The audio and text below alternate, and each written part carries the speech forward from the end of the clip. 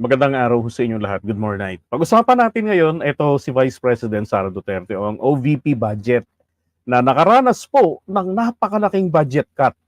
Ang original na budget na hiningi nila for the next year ay total amount is 2.037 billion pesos. Okay, sobrang laki nito. Kung ilang daang porsyento ang inilaki niyan kumpara doon sa budget ng mga nagdaang Vice President. And take note mga kapatid, wala hong trabahong iba na itinadhana sa OVP. 'Di ba? Lagi ko nga sinasabi noon yan sa inyo.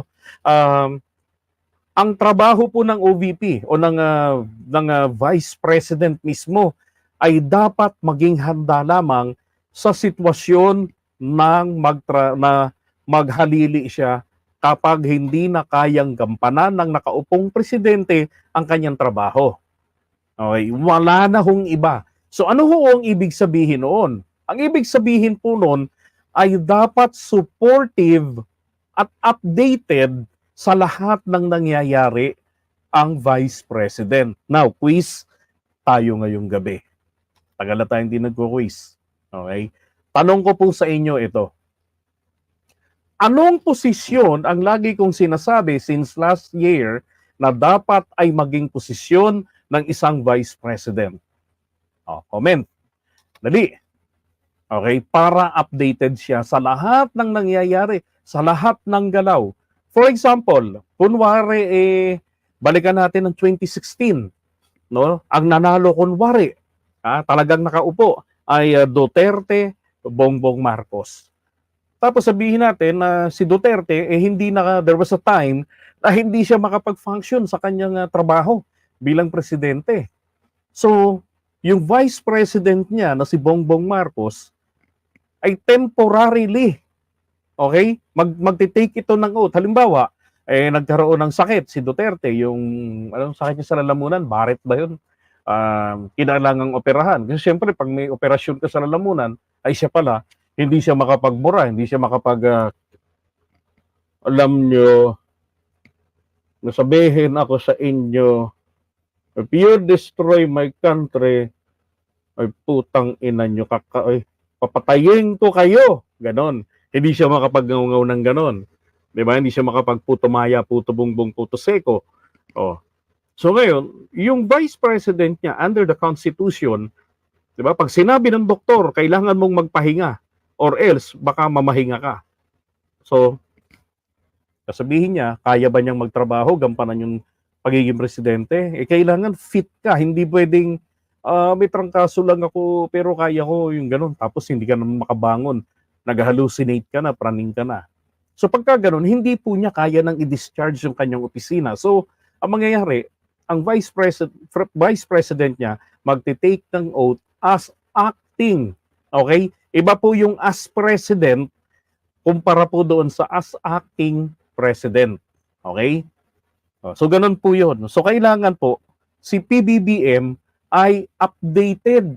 Hindi pala. Si VP BBM ay updated sa lahat ng mga nangyayari. Kaya ang bagay pong posisyon ng Vice President, tama ho kayo, Executive Secretary. Hindi ho ba? Para lagi niyang kasama. O primus inter pares. Diba? Hindi yung mukhang Paris overload lang, kuya-kuya-kuy nga lang daw eh. Sabi ni Criselda, sabi ni Chrissy.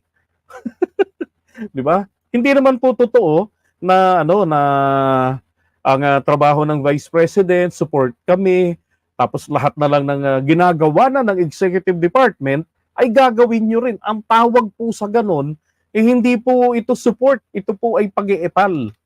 Diba? In aid of re-election or in aid of election. Sapagkat po, bakit re-election? Ang Vice President po pwede pang tumakbo ng isang beses. Okay? Ang Vice President. Ngayon, eto.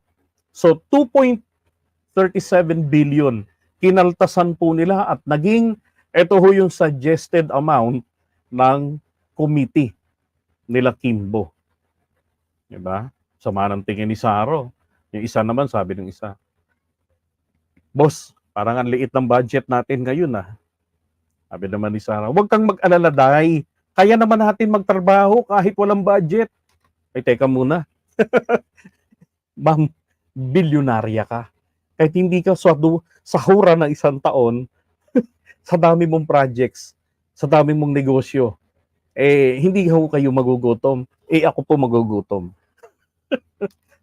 Di ba? Yan ang maiisip ng mga ano. Pero again, kahit po zero budget pa yan, hindi po totoong magiging zero. Marire-enactment lang yung budget ng OVP last year. So 1.8 billion po yun. Kaya lang, ang gusto kong mangyari ngayon nitong kongreso, naging 1.8 billion dahil po itong parliamentary tradition nila nang iniiyak nito ni Marcoleta nung isang araw, yun po ay iginawad nila Congressman Sandro Marcos. 'Di ba? Tinapos niya na kaagad at ang mga kasama niya sa komite ang pagdinig sa budget ng OVP. Di nangyari tuloy, umabuso si Fiona. 'Di ba, si Tambalustay. Ayun, ang diskarte po ng House, ng komite, ay hindi po nila papayagan na mag-zero budget ang OVP. Kasi 1.8 billion po yun, magiging budget nila. Ang ginawa nila ngayon is strategically, in-itemize nila. Pinag-aralan isa-isa yung itemized budget, submitted budget doon, submitted proposal. Nakita ho nila, may mga duplication na ginagawa na ng mga ahensya ng gobyerno natin. So, ang ginawa po nila ay ipinasa yung mga pondo, okay, nakabilang dyan, ay inilipat nila sa ibang mga ahensya ng gobyerno. Kumbaga po, may project pa rin ang OVP, pero hindi po sila ang hahawak ng pondo. Bakit? Kasi po, ang baba ng, very, very low yung utilization rate nila. May mga pondo pa sila na hindi nila ginagalaw. Kung magamit nila, kapiranggot lang. Anong gagawin nila sa pera? Di ba, siyempre, pag bumalik yan sa National Treasury, yung head of the department, ito ho, ay may makukuhang komisyon dahil sa savings. So, siya lang ang nakinabang. Di ba? Ngayon, ito ho yung sinabi. Dito kami nagulat. Yan, kanina ho, dyan sa Quadcom. Kasi ongoing yung Quadcom. Tapos biglang ito, siguro mga alas 11 ito, dumating si Stella Kimbo. At ito na nga ho ng press conference. The Committee on Appropriations decided to recommend a reduced budget for the Office of the Vice President, and the reduction shall be split by the DSWD AIX program and the DOH MAIFIP program. So ipapaliwanag ko lang po na ang decision na ito ay isang committee decision. Ang Committee on Appropriations has 139 members, and with respect to the budget cut of the OVP, ito po ay naging unanimous decision among the members. At lilinawin ko rin po na hindi pa ito final approval ng Congress. Ito po ay recommendation pa lang po ng Committee on Appropriations for the plenary. At kagabi naman po ay nag-second reading na rin po ang approved committee report na kung saan nakapaloob ang recommendation ng reduced budget for the OVP. So which means nakakalendar na po ang General Appropriations Bill as amended for plenary debates beginning September 16. And hopefully po, kung masusunod po namin ang schedule, hopefully, sana po wala masyadong mangyaring, masyadong eventful, ay matatapos po namin maaprubahan on third reading ang General Appropriations Bill by September 25. Okay. So, to cut it short, ito po yung original amount. Tapos, ang natira ay 733 million 0.198. Yan kung yung nagkakamali. Ngayon, ang tinanggal po nilang halaga ay ito po, 1,293,159,000 pesos. Hindi ko na naalala kung ano yung cents eh. So napakalaki po yung nawala. Isipin nyo yun. At ang ilan ho naman kasi sa mga napunan nila rito ay are. Okay?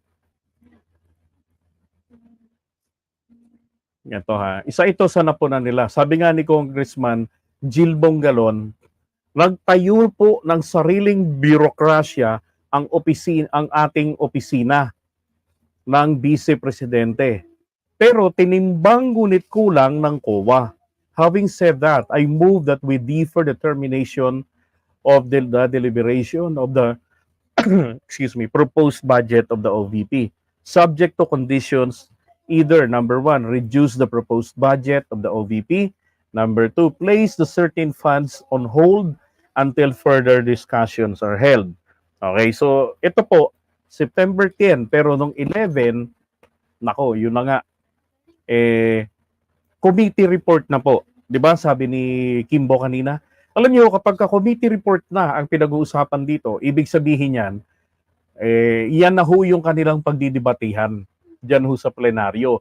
Most likely pagdating ng third reading, yan na yung magiging halaga niyan. Kasi ilan na lamang po yung haharang diyan. Si Pulong, 'di ba? Congressman Pulong Duterte. Pagkatapos nito ni Pulong, ang isa pang harang dito si Congressman Ungab. Tapos yung si Marcoleta.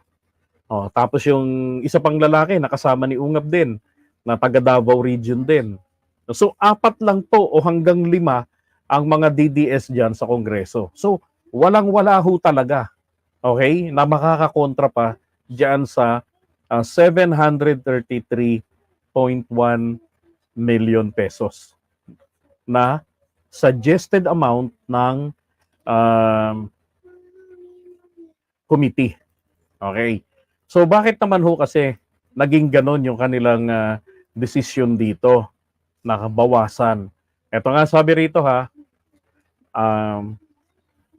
so Kimbo says, the reduction amounting to 1.293159 billion pesos will be realigned, ililipat po nila sa DSWD, okay, assistance to individuals in crisis situation or AICS, at saka sa Department of Health, medical assistance for indigent and financially incapacitated patients.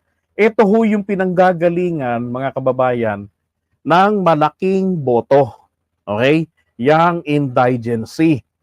So yung mga tao po, yan si Gloria, isa rin sa tututol yan.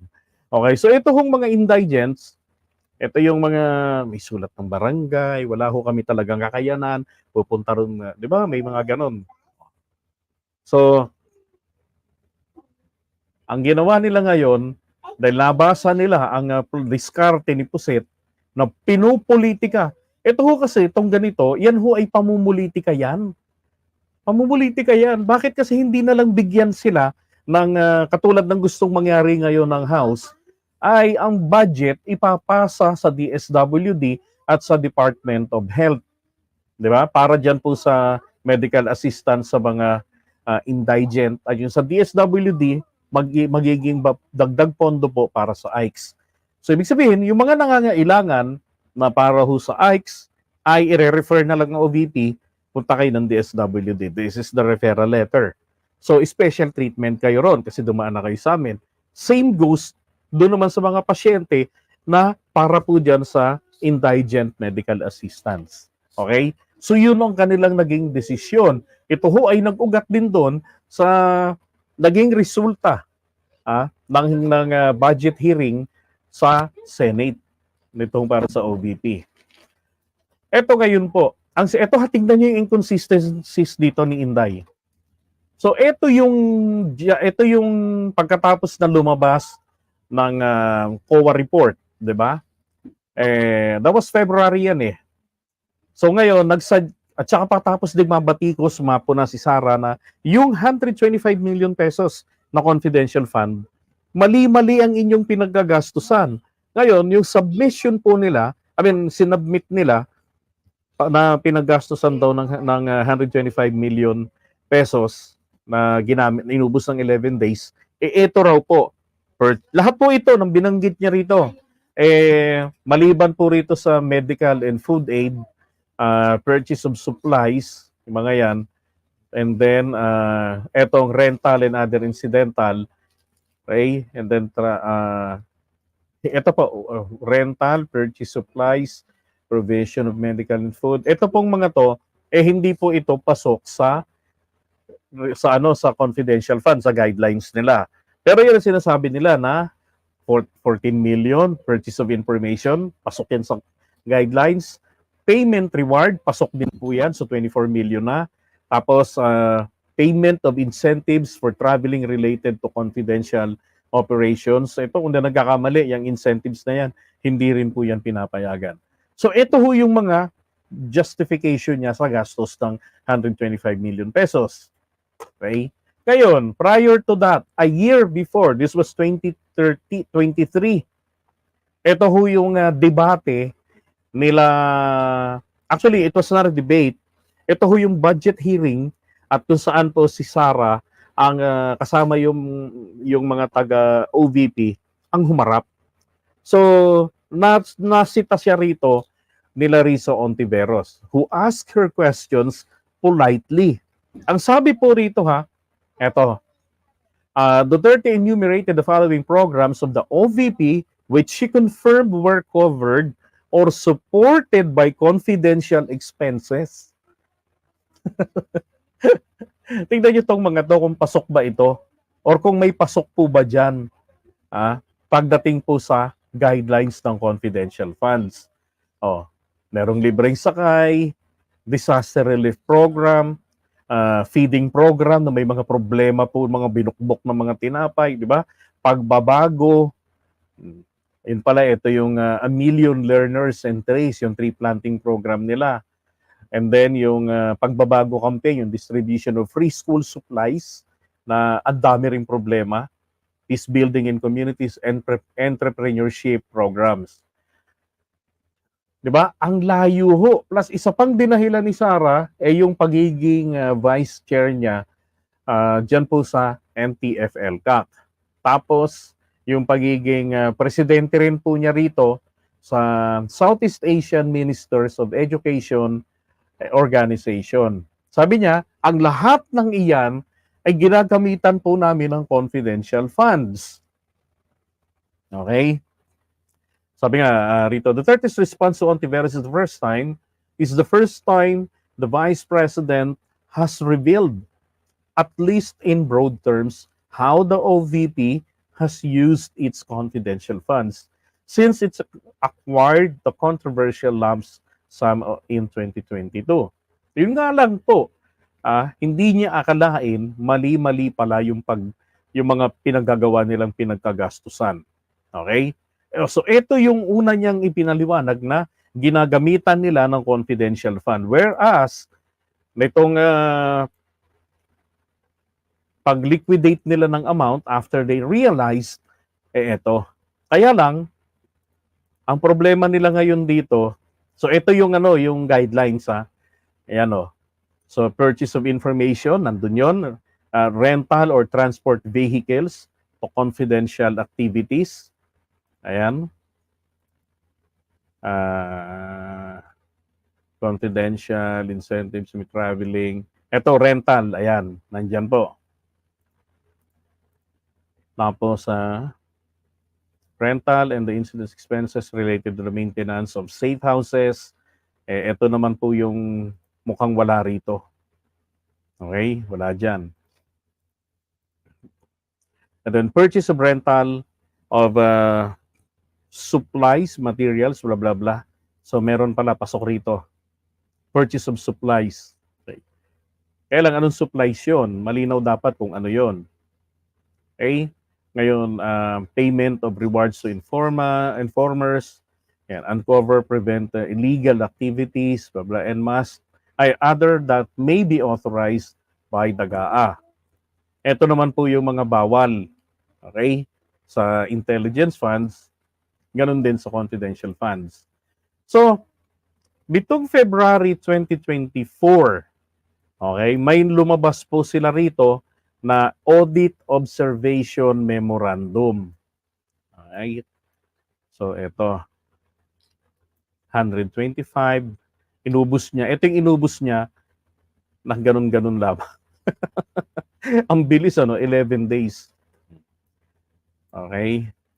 And sabi rito, the propriety of the transactions could not be ascertained as submitted LRs were not fully supported with complete or proper documentations required under Joint Circular 2015. Ito yung sa confidential funds po na guidelines. Yan. So, analysis and submitted accomplishment reports revealed that the amount of 42,000 were used for payment of incentives or traveling relative to the confidential operations. Yan, lahat yan. Ito pa, provision of medical food, blah, blah, blah. Yan yung mga pinagkagastusan daw. Okay. Ito na. We recommend that the officials concerned submit the required documents and justifications with the corresponding supporting documents. Okay? In case of your failure to reply within the specified period above, our audit observation shall be deemed accepted. In case of failure to submit the required documents, blah, blah, blah, a notice of suspensions, notice of disallowance may be issued. Ngayon, eto.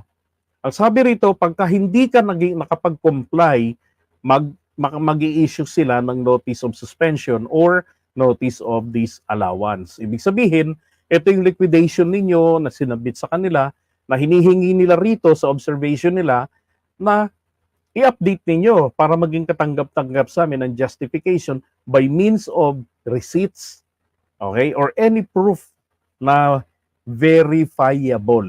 Alright? Kasi po, ang confidential fund ay subject sa full audit. Hindi po totoo yung sinasabi nila na kapag confidential fund at intel fund, ito ay secret in nature. Hindi po ganon. Wala pong secret budget. Ay lahat po ng budget ng gobyerno galing sa buwis, ito po ay subject sa accountability. Okay? Pero hindi nga lamang po pwede itong ibuyang-yang sa mundo kung saan ginamit specifically. So for the COA's auditors only, for their eyes, so kailangan nilang makita ang justification. Okay? But not for them to divulge in public. Okay? Ngayon, ito sabi nga ni Congresswoman Luistro, Vice President Sara, di ba, nagtangkang harangin ang COA findings sa 125 million confidential funds. Now, ito ho, di ba, namusit siya noong nakaraang pagdinig, di ba, yung dumalo siya, o kaya siya nabansag ang pusit. Ito po yung sinasabi ni Beatrix na hinarang niya, tinangka niyang harangin. O, kaso, natuluyan. Naglabas ngayon ng notice of disallowance ang COA. Kasi nga po, hindi nila nakukomply kung ano yung kailangan na hinihingi, ma-justify ninyo ito. Yan. So dito is 69 million, pero ang binabanggit nga nila ay umaabot po ito ng 70, the amount of 73,287,000 was disallowed in audit. Yan, due to the following. Okay? So yung reward payment na 10 milyon, walang mga pruweba. Kahit na acknowledgement receipt na si Tampulano ay nakatanggap ng reward payment, ito yung detalye, bakit siya dapat bigyan ng reward, di ba? Yung payment of reward, mga pagkapagkain, mga goods, ganyan. So kailangan, saan kayo bumili nito? Di ba, para nakikita nila, ito ba supply pa nung nakarang taon? O donasyon ba ito? Di ba, kailangan malaman na ito ay galing rito sa 34 million. No. Tapos ito dinistribute namin sa mga nakatulong sa amin, ito yung pinambayad namin sa kanila, pagkain. O, payment of reward naman din daw, mga gamot. Diba? O, tulong para sa gamot nila, ganyan-ganyan. Wala rin. Walang malinaw din po silang documentation dito. So the submitted list of 105 activities attended by Vice President and those conducted by all the offices during the period of December 13 to 31 did not indicate the particular accomplishments for the successful information gathering or surveillance activities that that are directly related to the specific confidential activities, blah, blah. Yan. Okay. So ito yung mga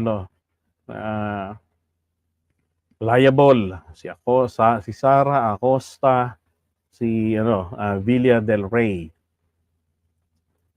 Okay? Sabi rito please direct the aforementioned persons liable to settle immediately the said disallowance. Audit disallowances not appealed within 6 months from receipt hereof shall become final and executory. So, August ito, September, October, November, December, January, February. Yan. So, kailangan po hanggang Feb or maybe until March, ganyan, makapag-submit sila ng appeal. I-appeal nila ito. Pwede ho sila kasing umapila hanggang Korte Suprema. Pero, come on, di ba? Kung na-issuehan ka ng COA, ng red flag, okay pa yun eh. Parang kinall out ka lang ng huy. Parang may mali yata kayo. Di ba? So, pwede mong i-justify yun. Pero kung inissuehan ka na ng observation, hindi ka pa rin naging compliant para patunayan sa kanila na totoo yung gastos na yan. May pruweba. Inissuehan ka na ng notice of disallowance. Ito ang salita mismo ng dating COA Commissioner.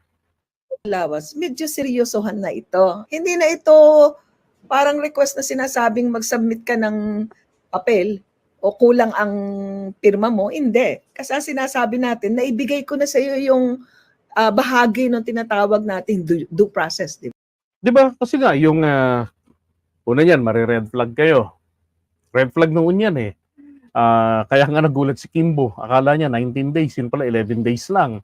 Siya yung nag-defend ng budget ng OVP noon eh. Tapos, sumunod, ito pong audit observation nila. Wala pa rin nangyari. So, notice of disallowance na. Diba? So, enough due process na yan. Kung disallowance, seryoso yan. It is already a request of the auditor to refund or restitute the amount involved. Itong notice of disallowance. Okay. So, i-refund nila. Ngayon,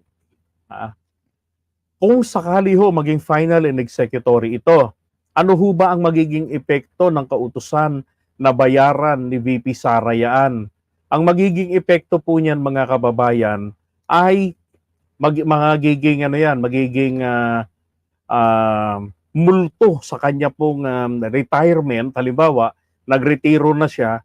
So, yung total amount po na disallowed, no? Ang mangyayari ngayon, kukunin po yan sa kanyang retirement benefits sa package. Kung ilang milyon yun, doon kukunin yun. Or, pwede hong kunin yun ng COA, not the COA, but the Finance Department, no? Para sa,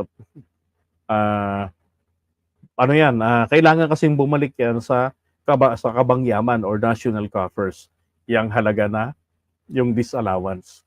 Okay? Pwedeng sa sweldo niya, pwede naman niyang ibigay 300,000 pesos po ang sahod ni VP Sara. Ibalik na lang niya para wala nang alingas-ngas, di ba? Total, willing naman siyang magtrabaho ang OVP na wala namang budget. Ito pa ngayon ang isa pang kapansin-pansin. Sabi nga ni Barry Gutierrez, yung spokesperson ni Lenny dati, Sara Duterte paid more rent for a month, 4.4 million. Kumpara po kay Lenny Robredo, 4.1 million, isang taon yun. Kay Sara, buwan-buwan po. Diba? Sabi niya, kaya naman ayaw matanong tungkol sa budget niya. Correct. Ngayon, eto. Sabi po ni Manikis ng Zambales, mabait itong congresswoman na to eh. Meron po ba tayong guidelines sa mga lease ng properties natin? Katulad po itong sa OVP. Lumalabas po 53 million ang lease niya per annum. Na kung tutuusin po, parang duplication lang din ng mga line agencies natin. Isipin mo naman kasi, ang OVP meron pong 10 satellite offices. Di ba? Kaya nga sinasabi ni Bungalon nito, nagbuo na sila ng sarili nilang bureaucracia. ang OVP may ano rin, may mga kanya-kanyang mga opisina rin. Kumbaga, parang ito yung mga iba't ibang mga departments niya. Diba? Todo, malupit talaga sa gastusan si Sara. Ngayon, ito naman ho yung taga Quezon City, 3rd District na DDS. Dating basketball player yan, si Franz Pumaren. Tagal na rin konsehal nito, no, Cory? Si Franz Pumaren. Sabi, with regard to VP Lenny, her lease contract with Quezon City, which I was the one who drafted the contract, her monthly rental is 308,000 pesos, 308,700 pesos monthly. Okay? So yun pong monthly rental po ni Lenny Robredo. Kung di ko nagkakamaling nirerentahan ni Lenny, buong ano na yun, buong facility na yun, isang opisina na yun. Nakalimutan ko yung pangalan nun eh. Bahay, ano ba yun? Pangarap pa yung tawag doon. Yung kay Lenny Robredo nun. So sabi niya, siya raw yung nag-draft ng kontrata. Yun daw yung monthly rental. Now, and that's for 5,100 square meters property. So makikita po natin kung gaano kamura lang po yung rental na kinukuha niya. And it's only one that was in Quezon City. So yan po yung observation ng isa sa mga DDS na mga city councilors namin dito sa Quezon City, si Franz Pumaren. Okay? So ganon. Pero kay Sara, ang lupit naman kasi. Ito kung kukwentahin nyo na lang, 308 times 700. Diba? Kay Sara, matindi. Paunan niya, 53 million. Ang dami kasi. Ito pa. May mga copies yung mga satellite offices.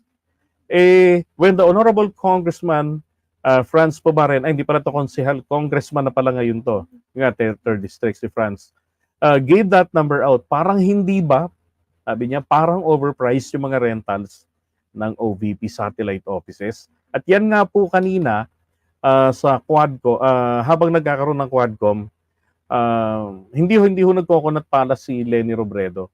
Hanggang kay Binay lang po yan. Noli de Castro, sila ho yung mga gumamit ng Coconut Palace tsaka si Erap. Yan. Pero kay Lenny Robredo, parang bahay pangarap yata yun sa kanya. Diba? So napuna ho ito, going back, sa budget, napuna ito nabanggit ito ni Stella Kimbo. Yung mga rentals, tsaka yung mga reporter din, pinunahuyan kanina. Yung makikita nyo sa in-upload ko, na mayroong 17 minutes, that was the Q&A portion kanina. Yun, bahay pangarap. 'Di ba? Yan yung kay Lenny Robredo. Malaki yan kumpara dito po sa naman kay Sara Duterte, meron siyang 10 satellite offices. Yun yung mga lugar na meron pong mga satellite offices sila. Yan ho mga may mga lugar po diyan, may mga local DSWD rin. Ano ginagawa nila? Katulad ng sa Rizal Province, nakipag-compete sila sa Morong Rizal sa pagdadala ng mga relief goods. So sabi tuloy ng mga tao, the best talaga si Sara, magaling talaga, kasi ganyan-ganyan. Di ba? So anong mangyayari dito? Hindi hinahati nila yung gobyerno natin. Sinisira nila yung imahe. Nag-create sila ng negatibong imahe para ho sa Office of the President. Di ba? Maaring inunahan lang talaga nila na makapunta roon. Diba? Ito nga DSWD. Yun ang sinasabi rito, hindi dapat mangyari yung ganon. And besides, ginagampanan naman na yan Diba? Bakit kailangan duplication pa? Epal-epal lang. Kaya ang resulta ngayon, 733.1 na lang, 733.2 million, round off. Yan po ang nila. Most likely yan na yung magiging budget niyan. Ang Senado naman, tignan natin kung natutuwa pa ba sila. Kasi nakaka-apekto rin po yan kung ano ho ba ang relationship ng department head. Now, putahan lang po natin rin saglit. Ito hong pag-aaway kahapon ni Marcoleta, 'di ba? Na sinasabi niya dapat wala nang tanong-tanong sa Office of the Vice President. I-extend natin yung courtesy. Alam niyo ho, mali po si Marcoleta doon. 'Di ba? Kasi nga, ang sinasabi niya ay second highest. Kayo po ba naniniwala kayo? Ito lang, tanong